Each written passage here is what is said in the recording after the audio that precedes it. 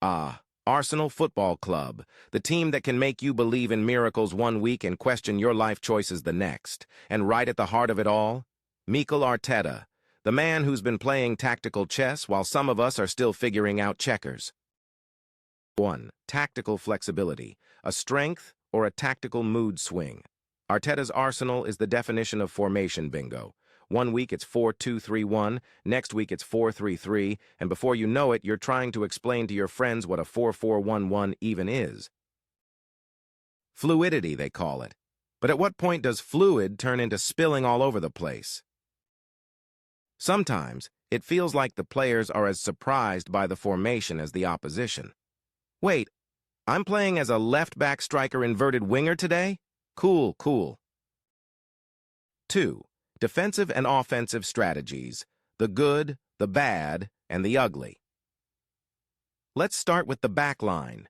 Building from the back is the plan, until a high-pressing team shows up and Arsenal's defense starts looking like a group of kids playing hot potato.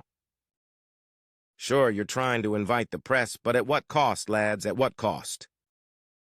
And then there's the attack.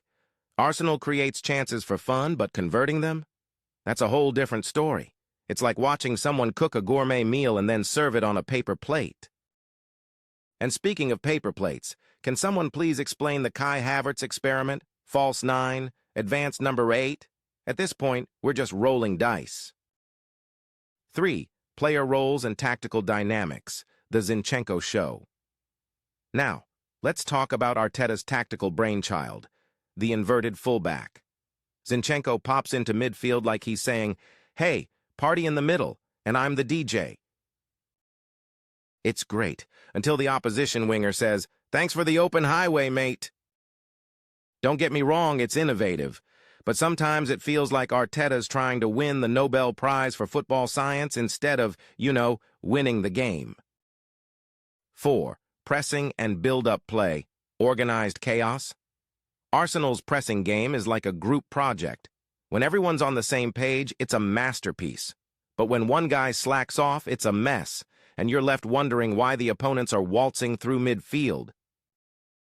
And the build-up play, oh, the build-up play. It's beautiful when it works, but when it doesn't, it's like watching someone solve a Rubik's Cube one move per hour. 5. Set pieces. Arsenal's secret weapon or a plan B? Set pieces are where Arsenal shines, one of the best in the league. But here's the thing. When your plan A is so slow it needs a walking stick, plan B has to carry the team. At this rate, they'll rename the Emirates to the Corner Kick Coliseum. 6. The bigger picture. Is this progress or an endless puzzle? Here's the dilemma. Arsenal has improved, but progress is a funny thing.